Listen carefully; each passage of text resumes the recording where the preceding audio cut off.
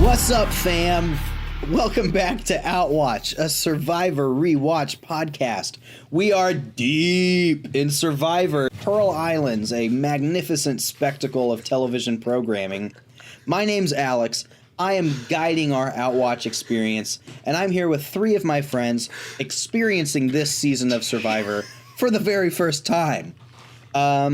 In this episode, there's lots of stuff that goes down. Before we go through all of it, you're going to have to meet everybody else on this journey with us. In this episode, one amazing thing that does happen is there's some really disgusting footage of a snake eating a large lizard, which probably did some damage to that snake and his digestive system. Which leads me to ask, Jeez. Adam, what is the thing that you've eaten that has damaged your body the most? I don't remember exactly what it was. They told me it was monkey. I'm pretty sure it wasn't monkey. Oh, no. But I was in Nicaragua, and I got real, like, it was liquid out of every orifice in my body. Oh, God. Ew. It was bad. I remember every pore. I remember stopping at a gas station to get a Sprite, and there was a guy driving us, and I'm like sitting in this truck, and my dad goes inside to get the Sprite, whatever, and I'm sitting in the truck, and all of a sudden I just like open the door and I go to the front where like there's this grass area, and I just hurl. Yo. And all of a sudden behind me is this driver. Doesn't speak English. Just like patting my back. So like, and I looked up and I'm like crying. Thank you. That's so sweet. So that Nicaraguan driver is the real MVP. MVP, yeah. Wherever you are, sir. If you're listening, I hope you don't remember me. Let's start a social media campaign to reunite Adam with this Nicaraguan question. Emily, same question. Yeah, so I visited my friends in New York City last fall, and the first day I got there really early in the morning, and I hung out with my friend Victoria. Shout out, Vic, if you're listening. Shout out to her. This is a horrible memory that I'd love for you to rehash. And we ate a bunch of food because it was exciting, and we wanted to go all these different places. So we got an acai bowl from, like, because, you know, it's fancy and stuff. And then we got, what is it called? It's just called dough, I think. But they just serve, it's like an ice cream shop, but it's just cookie dough.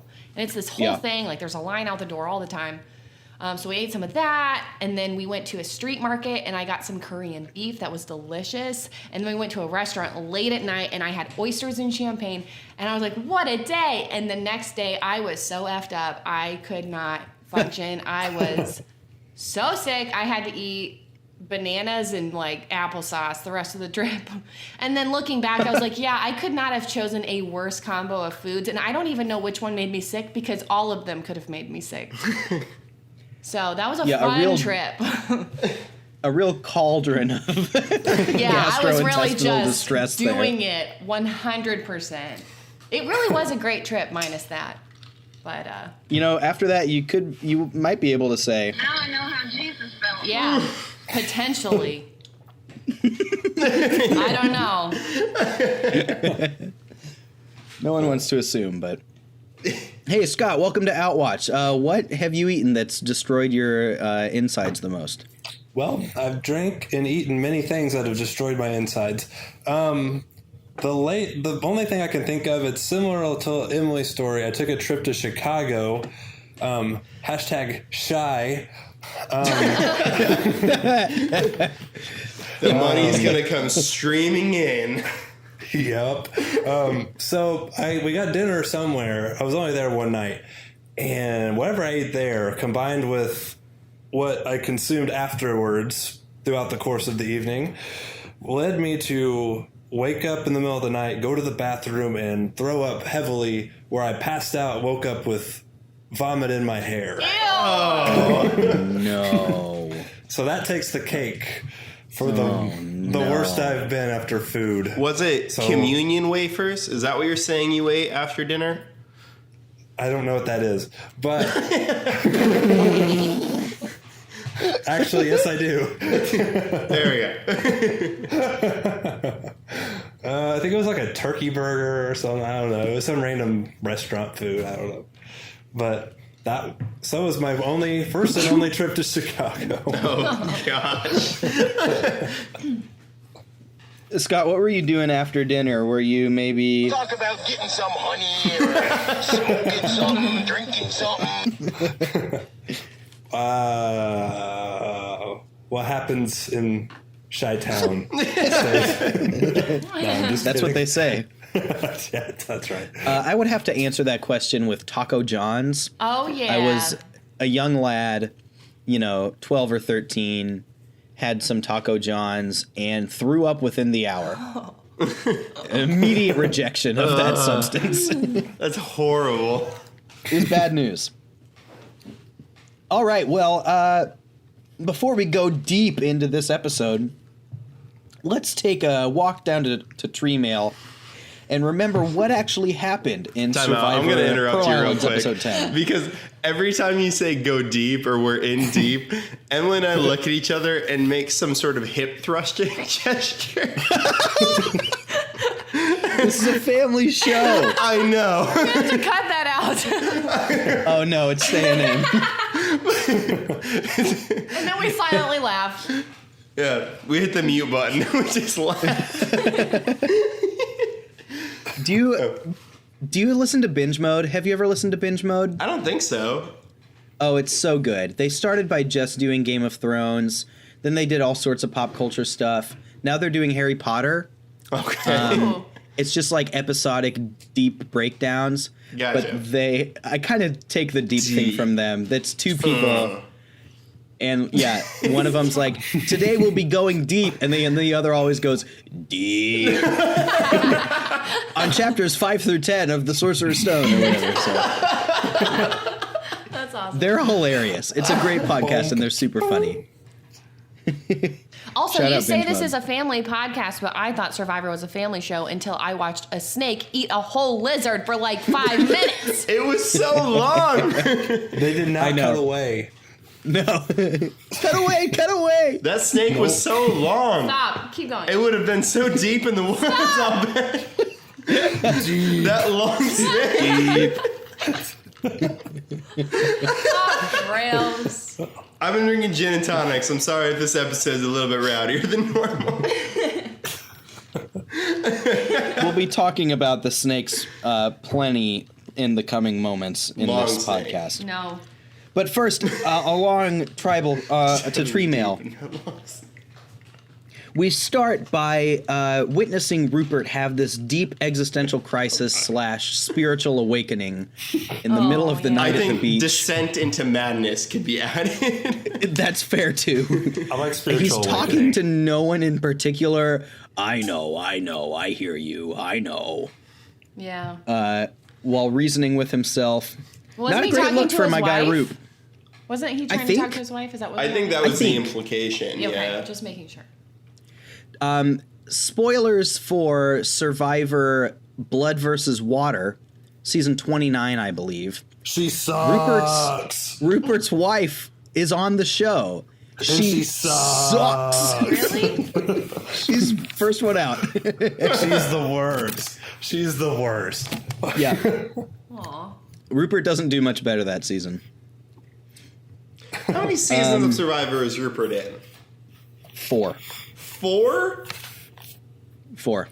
Jeez. This one, heroes, villains, all stars, and Blood versus Water. Interesting. Each one worse than the next.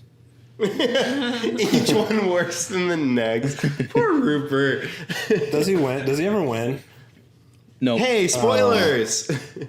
Spoiler, sorry. So after this deep moment Rupert has, John and Bert start to really see the threat that Rupert, Krista, and Sandra hold as a really tight three with the reins on this game. And they start their plot to finally break up that three. So John and Burton go to Dara and T and Lil after Rupert and Krista and Sandra are all out of the camp, and they hatch their plan, telling the three of them to vote for Rupert at the coming tribal council. They are all on board. They're thrilled about it, and it looks to be a pretty done deal on their part. We go to the reward challenge, which is a pirate ship obstacle course. Inexplicably, Bert and Lil team up and win this one. But Bert gives his reward to John. And so now it's John's turn to go on an awkward date with Lil on a boat in the middle of the ocean. Before that happens, though, Rupert has a Game of Thrones villain-esque monologue while chopping a coconut, talking of rot and death and stink and death. It's a really good Rupert impression, by the way. I appreciate that. The implications of this so far-reaching, we can't even begin to touch the surface of what they mean. Meanwhile, Burton and John... The whole point of this show is to talk about that implications. Not in this case. This transcends this podcast. Fair enough. Meanwhile, Burton and John are continuing their scheming, and Sandra spies on them and seems to catch a glimpse of their scheming. Meanwhile, on the boat, John makes a promise to Lil that he will take her to the final three, that she's locked in to the final three if she sticks with them. This is a fishing-based reward, and they come back to camp bearing no fish. While that was the whole, pull of this reward. You got some pizza and beer and also could catch a lot of fish. They caught no fish. Next is our immunity challenge, which is the blow dart game of killer, which Burton wins after early on he knocks Rupert out really with a clutch shot, taking him out of the challenge, and then it's Burton's to lose at that point, which he does not. We get back to camp, and Rupert starts to smell that something may be fishy here, and it's not just the lack of fish that were brought back. But Rupert thinks that Lil is with him. After talking with her, she said that there's no plan to get him out, that she's not with John, and Rupert buys that. And Sandra, even after watching John and Burton scheming, doesn't think that a flip's going to happen. She doesn't suspect it. But nonetheless, they did not sniff this out. And Rupert, our king of Pearl Islands, gets voted out here, 5-2 to 1. We have to say goodbye to the star of our show, Rupert, and live in now a post-Rupert world here on Survivor Pearl Islands. This is truly the darkest timeline. We're in a post-Rupert, post-9/11 world right now. And you can only speculate which was worse. I'm sorry. I don't think it's a very hard speculation. I'm going to throw that out there. Although, I will say, Rupert's little monologue... oh, man, excuse me. Whoa. That seal's back. Yep. The seal came back for a second episode. 2 weeks in a row, guys. Who knew? Rupert's monologue at the end after he got voted out, he could not have been more dramatic. That was heartbreaking. I didn't watch that. What happened? Oh my gosh. He said, what did he say at the end? I guess my dreams are just crushed. He was like, I'm always trying to fit in, but I never do. Yeah. Like, I'll never be able to achieve my dreams. Like something like it was so dramatic. It was very dramatic. And I think obviously like he was feeling that. That's real, but he was very upset. Very blindsided. Very hashtag blindsided. Hashtag blindsided. Man, yeah, we're in a pre-hashtag world for Survivor 2. This is In true. 2003. Right. That's right. There was no trending happening. Nah. Nothing trended. You know, Nope. it's like that old proverb: if Rupert gets voted out of a tribe and no one tweets about it, did it really happen? Yeah, no, people are still wondering about that to this day. We're here to go deep and figure it out. Deep.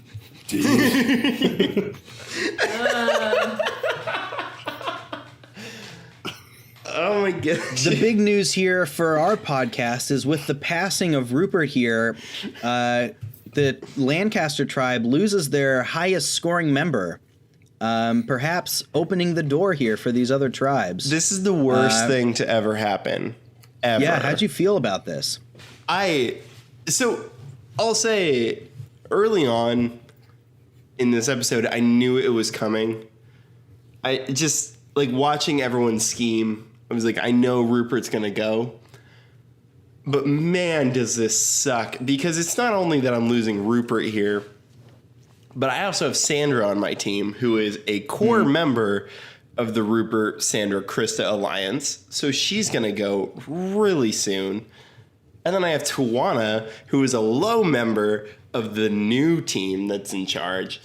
And I just like, I saw this happen. And as soon as it started happening, I was like, this is my entire Fantasy Survivor game gone. Right here. This is the moment it all falls apart. My commanding lead is gone.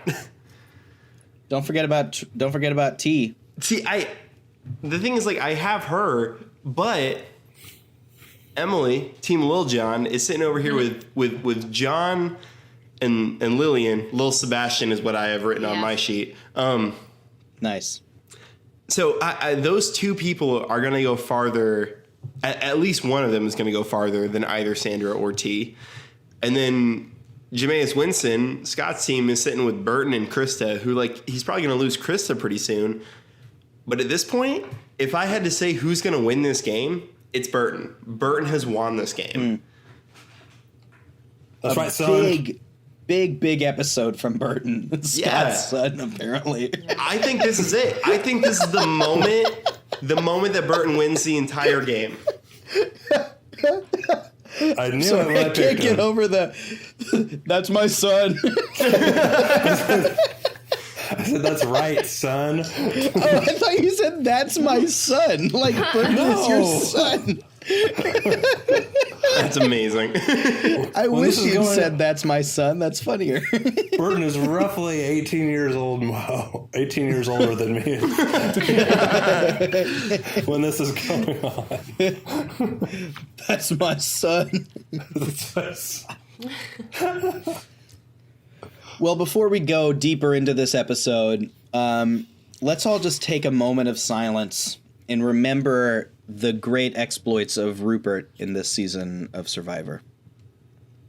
I was really hoping for some kind of like montage that you would start playing, but I realized quickly that that wasn't what was going to happen. You're really disrupting my moment of silence. I'm sorry. I just, I was really, I don't know. Here, I'll mute the mic. You me.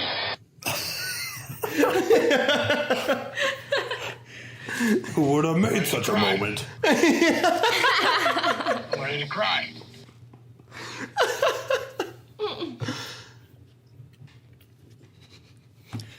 Thank you. My disappointment Now we can outweighed carry my respect.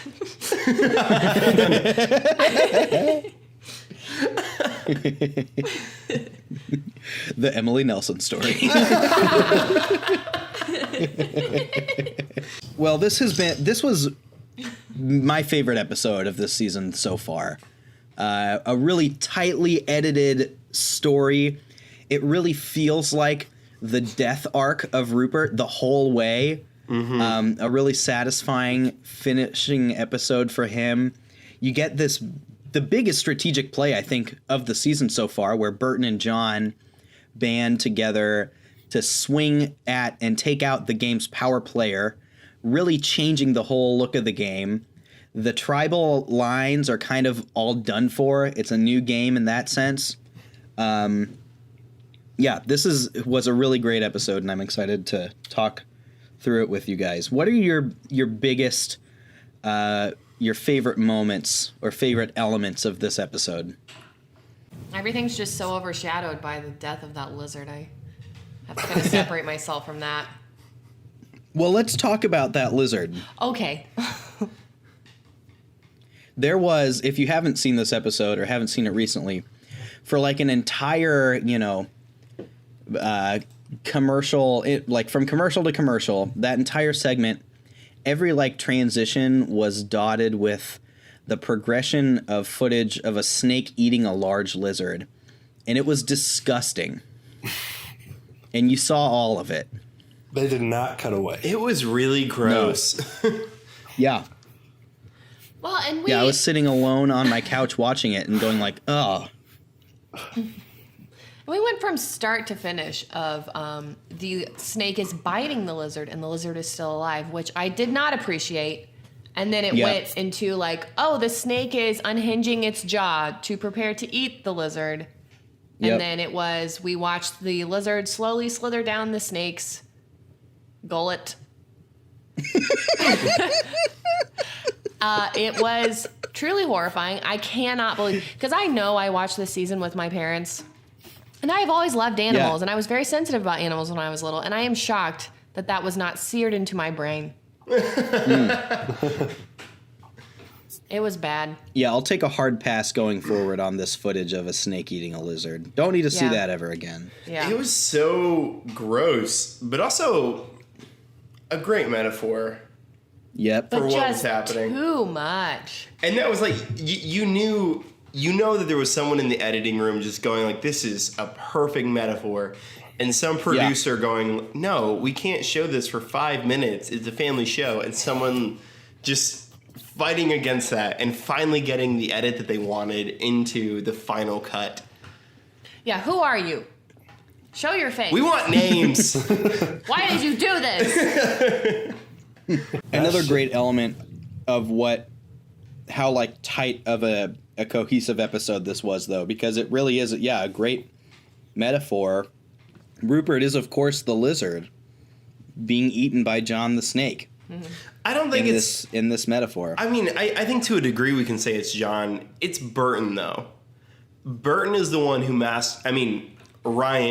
masterminded this whole takeover, but Burton is the one who executed. Like, John is a key component to it. But big episode for Bert. But I think that's the real thing here, is I think it's really easy to accredit this to John in some way, shape, or form, but he's not the mastermind. And so this whole thing of, Johnny Fairplay is always playing all the angles and he's doing this, doing that. And even there were talking head pieces with him where he's like, I'm not afraid to take risks or to take opportunities or whatever. It wasn't his idea. He's not that smart he's a smart player in that he took the opportunity. He's not a smart player in that he fabricated the entire coup.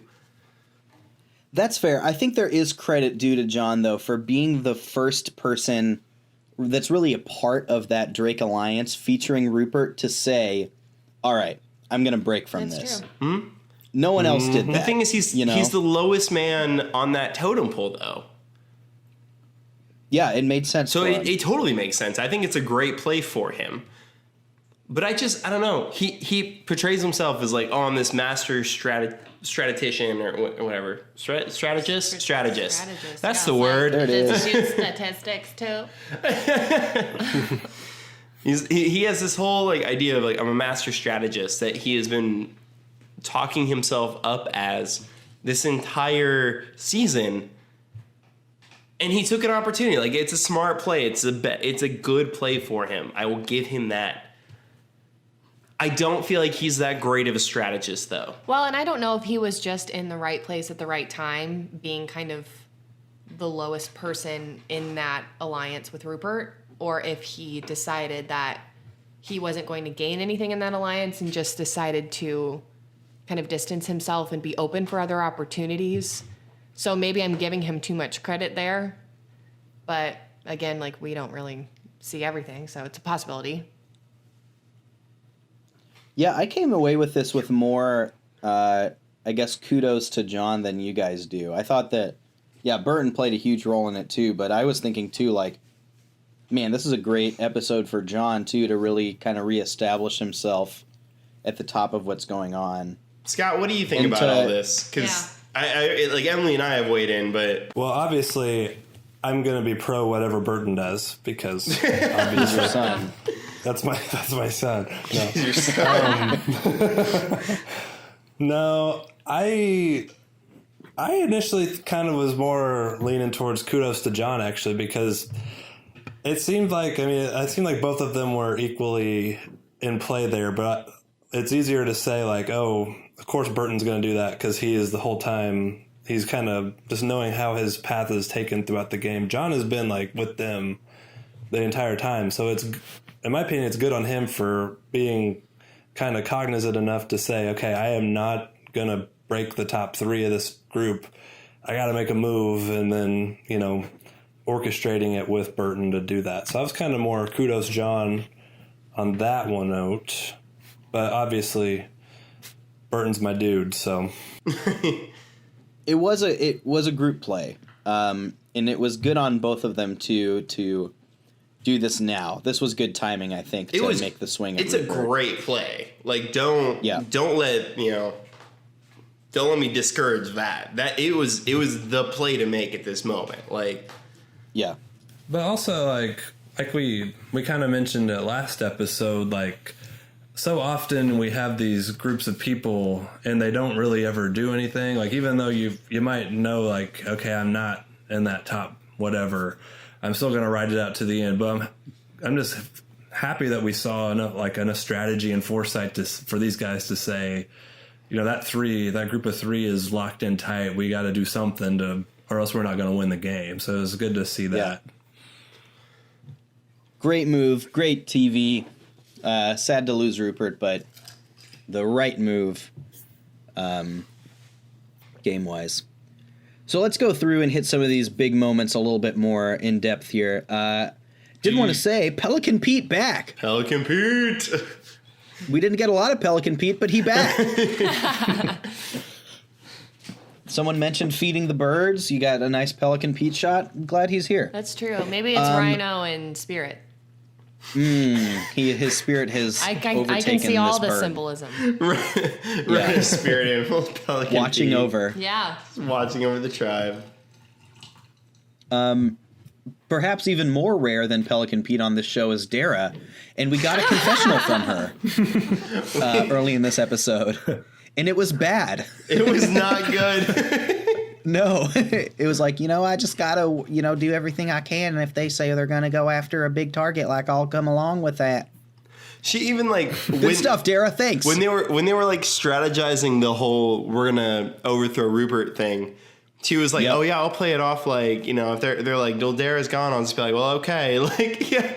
What a horrible, dumb thing to do. Right? It's like, well, if this doesn't work out, it'll be me.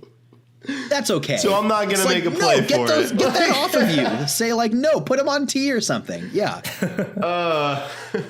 But was she purple, though? She was just, I guess, a lighter shade of purple. We have to count how many more talking heads she has before she's gone, before we can truly declare her a purple edit. Because now she is a part of the majority alliance again, which means she could be a big player in this. Yeah. But also, I don't think she will be at all. Yeah. At the reward challenge, this was the pirate ship obstacle course one. What'd you guys think about that? Painful. Looked so painful. I was scared for Lil's safety. Yes, I was really afraid that someone was going to break their face because they had to climb a bunch of ropes and swing across a bunch of ropes, and people were just flailing around. They were falling down. They had to bleep out a bunch of junk, and I just thought it was a hot mess. I was going to say that the bells weren't the only ding-dings in this challenge. Oh, good one. Boom. Which the bells were so dumb because it was like they were showing how to play the game. And it's like, climb up this rope and then ding this little bell and then keep climbing. It was just really kind of stupid. Yeah. I did love I think there was a moment when, Rupert exposed himself a little bit and Jeff was like, Rupert, showing more of himself than we really care to see. Or something along those lines. Jeff. What a man. So Burton and Lil win this one, the unlikely pair once again. But Bert gives his reward to John, allowing John to go on the boat and work his magic, so to speak, on Lil and try and woo her over to their cause, to vote out Rupert, which we saw her having a lot of qualms about. Yes. And also, Rupert and Burton had a conversation that that Burton, if Burton won, he was going to give it to Rupert. Yeah, thanks for pointing that out because you didn't see it the first time. Yeah, we had to go back because Emily was like, he said that, and I was like, did he? And we circled back, and like it's a conversation that those two have, that Burton is going to give it to Rupert if he wins, and he doesn't. Yeah, which is why Rupert, that should be a red flag to Rupert. Real upset. Yeah, I had a raised eyebrow there when that happened. Yeah. My question though is, why did Lil immediately say she wasn't giving up the challenge? Like, I'm not sure. Did she think through that at all, or like that she wasn't going to give up the reward? Yeah. Sorry, that's what I meant. The reward. Mm-hmm. Yeah, they talk about it a little bit leading up to it. Lil feels a lot of guilt for not giving it up to Rupert. Right. Because she's like, oh, Rupert would actually catch us fish. I'm not going to do that. And then this was really funny. John was like, well, thank God that you didn't do that. And Lil's like, no, don't bring God into this. I felt bad for her. She was very upset. What the heck, man? Yeah. It was really funny. I think it was, and this was another, like, a moment when we talk about editing a lot. Leading into that, too, you kind of got the sentimental, sympathetic edit for Lil. You want, they want you to feel bad for her. She's talking about, like, I don't get to go on a lot of vacations like this. Oh, this is the only time I get to do this sort of thing. You get, like, the sad piano music. So we're wanted, they want us to look at that and say, like, oh, well, it's good that Lil got to go, even if it may hurt her tribe. There's no ill will there, right? Yeah, I don't think that she even thought about the ramifications of that. I think she was just literally like, I want to go and do this, so I'm going to go do it. Yeah. And, like, she earned it. She won the reward. Yeah. Yeah, I don't understand this, like, pressure, like, we got to give up the reward, like, they won. Why are we mad? This isn't a thing in other episodes of Survivor, is it? Like, I feel like... Yeah, is this normal? Yeah. I wouldn't say it's, like, common, but it's also not rare. Is that part of your points system? Like, if we talk about the winner of a challenge, but if they give it up, does that person get points? The person who wins it gets the points. So if they give up their reward, they still receive the points. So in this case, Burton and Lil get points for the individual reward. We should add a quarter of a point for going on a reward. Yeah. But they didn't earn it. I guess they had the social capital that led them to have it. Exactly. Yeah. Yeah. So John doesn't get a point for going on this reward. Right. Even because he didn't win it. Yeah. Lil had no reason to give up that reward. Like, she doesn't owe anyone. And Burton said he was going to give it to Rupert. So there's no reason for her to be like... Yeah, that's true. Yeah, I should have given it to Rupert. Like, in her mind, Rupert was going to go. Yeah. It turned out being pretty essential to this plan, though, that John got to work on Lil a little bit, I think. You saw how conflicted Lil was. Maybe if John's not on that boat with her pitching this plan to her, maybe she has second thoughts and ends up sticking with Rupert, Yeah. Mm-hmm. We've talked a lot about John and Bert. About Bert specifically, what are your guys' thoughts on John's play this episode? Was this a good episode for John? I think John went from a number 4 finish to a likely number 2 finish. Interesting. So with Rupert, Krista, and Sandra, those 3 are definitely going to go top 3. John is number 4. Like, he tried to vote out Rupert. He's not going to crack the top 3 with them. Burton. So you're putting him 2 next to Burton right now? I think so. I think there's a chance Burton, like, does something honorable and, like, tries to get Lil into the final with him. But I think if he does that, it's mostly because he thinks he can beat her in the final. Whereas John actually has an argument for, I deserve $1 million because I outplayed these people. So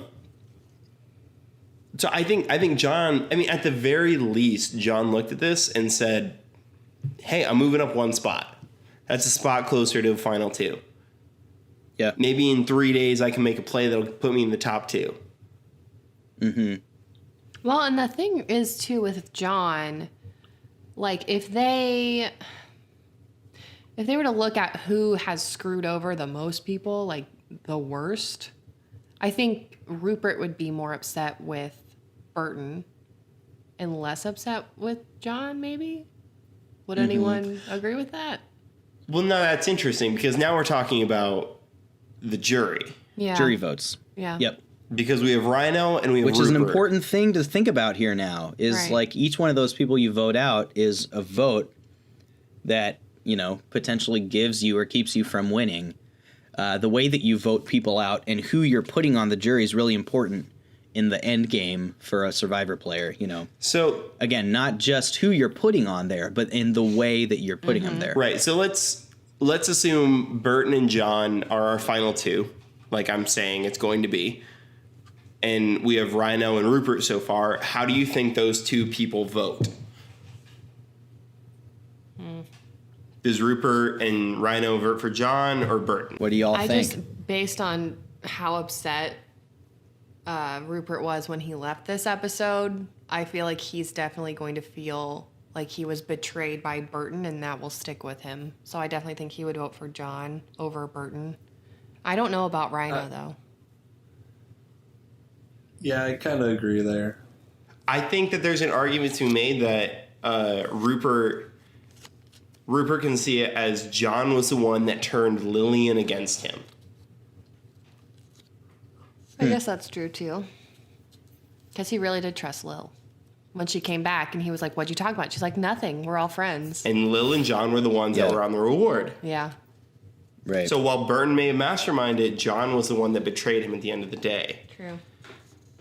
But if Burton would have given the reward to Rupert and not John, then he wouldn't have got to Lil. And I'm just No, I think that's a Adam's like nodding along. no, but that's a valid thing to say too, because Rupert was betrayed by Burton first by not getting the reward from him. So who does Rhino vote for? Does Rhino vote for John or Burton in that scenario? I don't know.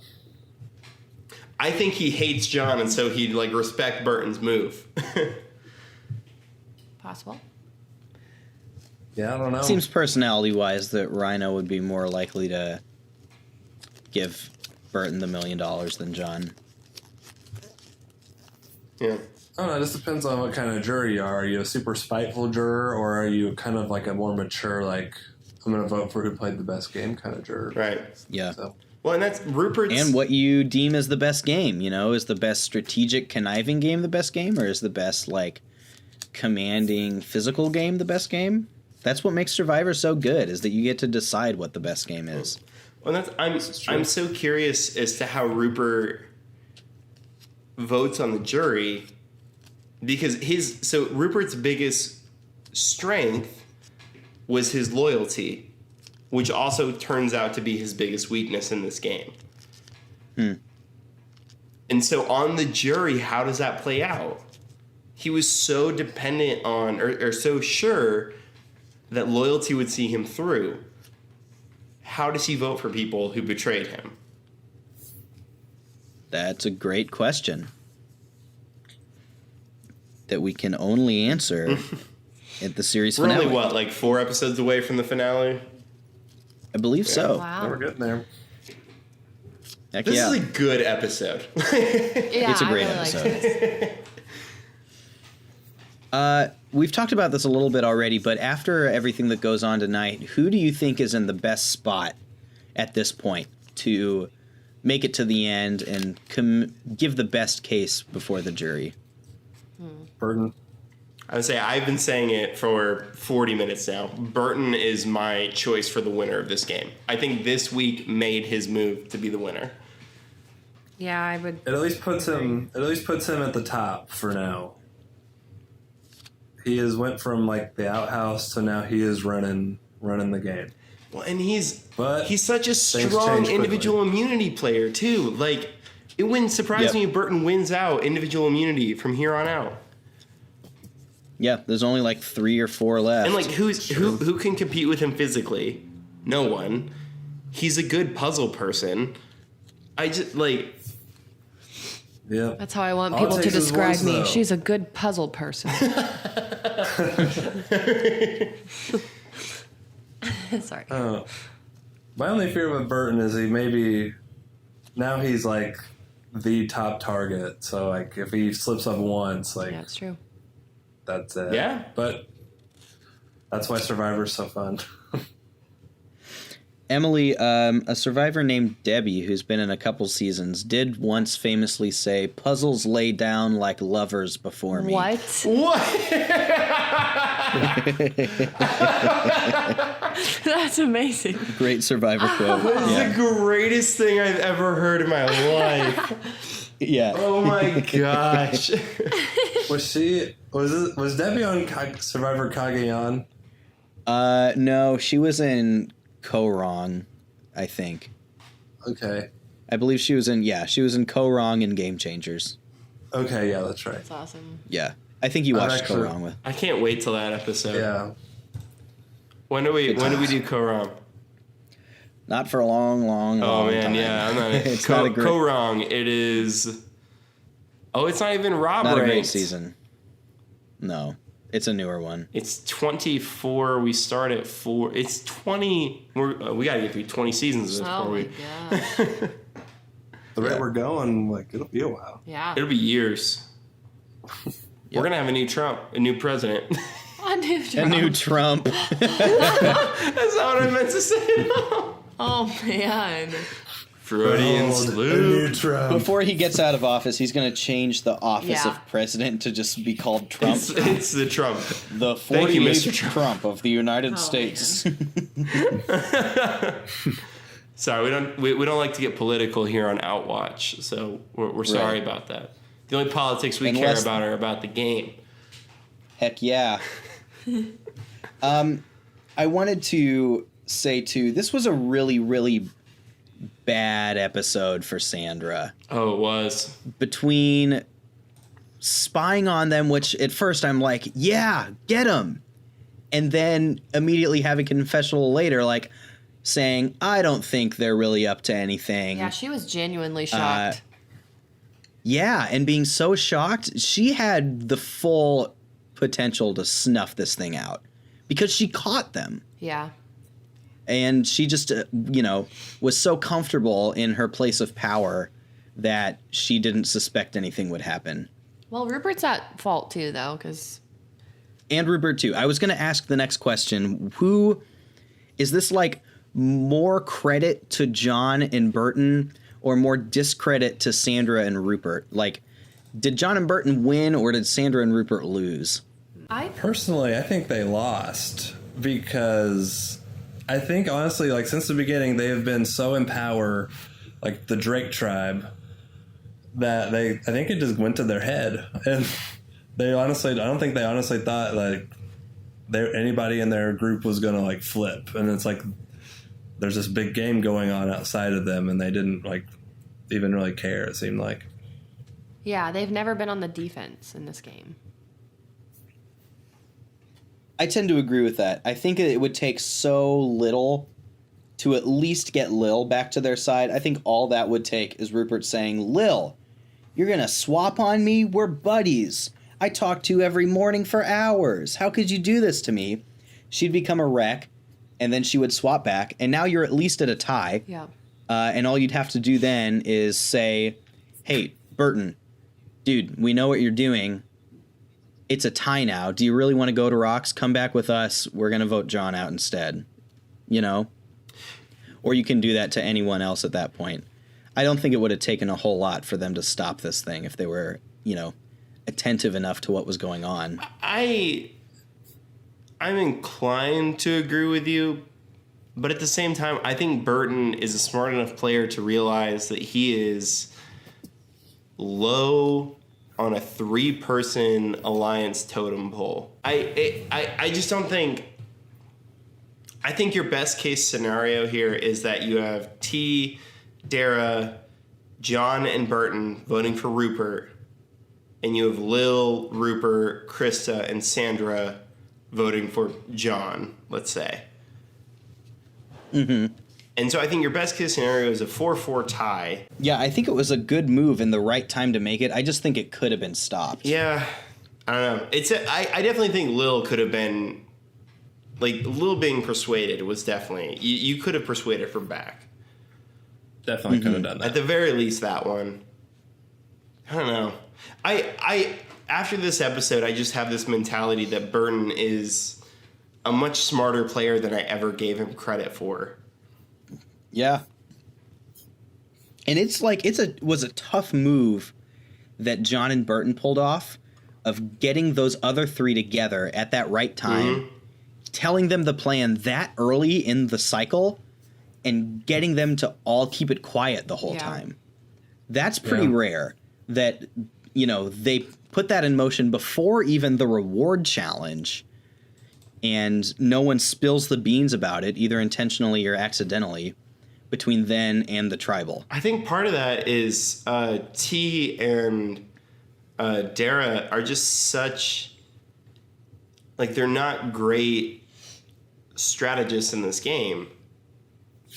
Like, they haven't made a move. I'm trying to even think the last time I saw both of them move or, like, do something to vote someone out. Yeah. You get the sense, too, that they're not really, like, close relationally with much of anyone there. Right. So they're probably not having many conversations where they could accidentally let it slip. Right. I think they're just kind of, they're almost resigned to their fate in a lot of ways. Like, they were looking at, well, Andrew is in charge, so, like, we're going to follow Andrew. And then he was gone. Mm-hmm. And you were left with Rhino. And, and now he's gone. And so I think, I don't know. I think if Burton or John hadn't approached them, I'm really curious if they would have done anything at all. Anything else we're missing from this really masterful episode? I really like the immunity challenge. Say that. That was the killer dart game. Mm-hmm. Mm-hmm. I thought that was fun. That was, like, there was a learning curve to it for sure, but it was, I don't know. I feel like everyone had a chance, even if some people were really bad at it. You seem to be a fan of the projectile. I do. Challenges. Anytime you get to shoot something at something else, you got my vote. Yeah. Burton really just ran roughshod on that one. Really wasn't close at all. Well, it doesn't help that Sandra took out Rupert. I know. Oh yeah, that was what we were missing. If that hadn't happened, on accident, Rupert could have potentially fought his way into that game still. But yeah, I was pretty shocked when that happened. All right, well, let's take a look at the scores after this episode. And, man, things have really evened out after a rough episode for the Lancaster tribe and strong episodes from the other 2 tribes. Yeah. So it's really depressing, guys. Real depressing for you. 2 points for individual immunity go to Burton on this one. A single point for individual reward go to both Burton and Lil here. And then everybody except for Rupert is going to get a half point for not getting voted out and still being in the game. And then everybody except for Rupert, Sandra, and Krista are going to get a half point for voting correctly. Also, this is the other reason Sandra had a bad episode. Sorry, I forgot to mention this. She put her vote on John. Oh, yeah. Which would have, man, imagine how foolish that would look. It doesn't really matter here, but imagine if they had swung Lil over and it was now 4 votes on Rupert, 3 votes on the actual target, and 1 vote on John because Sandra was so, I don't know, petty that she didn't actually put her vote on the right person. I was wondering who voted for him. That's funny. It was Sandra. And I'm really confused by the reason for that. Like, did they? I think it's just sheer emotion. Yeah, that was dumb. She probably thought that she was fine, So she could and that just it would throw have away been a her meaningless vote. vote. Yeah. Yeah. Or she wasn't thinking at all. I don't know. We do give a lot But of credit, anyway. credit to her. Yeah. She can get loud too. So she can get loud too. We're all very aware. So at this point, in third place after this week is Tribe Lil John at 21 after gaining a point from John and 2 from Michelle. In second place, starting to close the gap a little bit, with 25 is Jameis Winston, half a point for Krista, and 4 whopping points for Burton. Big episode for Bert. That's my son. Still leading, but by a slimmer margin, with 26.5 points, is the Lancaster tribe. Just a half point from Sandra and a full point from T. This was the worst. A rough episode. First place. Went from gaining 6 points last episode to just 1.5 this one. Yeah, this was rough. It's anyone's game. Every tribe has 2 members left. We're down to just 6 people. No, sorry, 7 people, because Dara's on no one's tribe. Perhaps fittingly. I think I took Only 7. I think I took Trish over her, and I feel like that was a mistake. Yeah. Only a few episodes left here. Only 7 survivors left. We're getting down to the end game here. And things are really heating up. So you'll want to stick with us here on Outwatch. Next time on Outwatch, we'll talk through the 11th episode of Pearl Islands as we finish our inevitable trek towards the conclusion of this season. So you should subscribe to us on Apple or Spotify or wherever you get your podcasts. And follow us on Twitter. We're at Outwatch Podcast. Who knows what we'll be doing on there nowadays, but it's a good follow nonetheless, just in case, you don't want to miss the nuggets of Survivor goodness that come out of there. And we are currently working on some fun thing to do, some way to mix it up for our podcast of the finale of this episode, which is coming in 3 short episodes. We've got episode 11, 12, 13, and then the finale. So I think you won't want to miss I think that. it's canon that we get buffalo chicken pizza now, though. Yeah. I don't even want to think about that for a while. So yeah, you'll want to follow and subscribe. That way you don't miss anything, especially our finale episode. So thanks for listening, and we will see you next time.